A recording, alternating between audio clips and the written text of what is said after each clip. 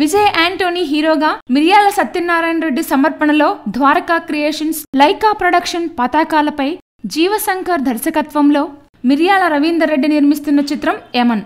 ఈ cinema censor కార్యక్రమాలను పూర్తి చేసుకుని మహాశివరాత్రి సందర్భంగా ఫిబ్రవరి 24న గ్రాండ్ రిలీజ్ అవుతుంది. ఈ సందర్భంగా నిర్మాత మిర్యాల రవీందర్ రెడ్డి మాట్లాడుతూ, బిచ్చగాడు తర్వాత విజయ్ యాంటోనీ గారు హీరోగా నటించిన మరో different movie Yaman. Out and out political backdrop తో వస్తున్న సినిమా. రెగ్యులర్ కమర్షియల్ మూవీలా యమన్ ఉంటుంది. ఇప్పటి వరకు విజయ్ యాంటోనీ అంటే బిచ్చగాడు హీరోగానే అందరూ గుర్తించారు. ఈ సినిమా తర్వాత యమన్ హీరో అని కూడా పిలుస్తారు.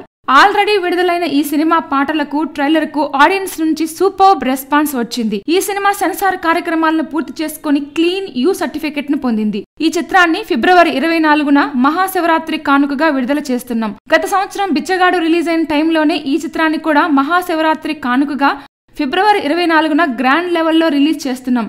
ఖచ్చితంగా ఈ సినిమా బిచ్చగాడి కంటే పెద్ద విజయాన్ని సాధిస్తుంది అన్నారు. Please subscribe. Hi, it's me Purna. Please subscribe.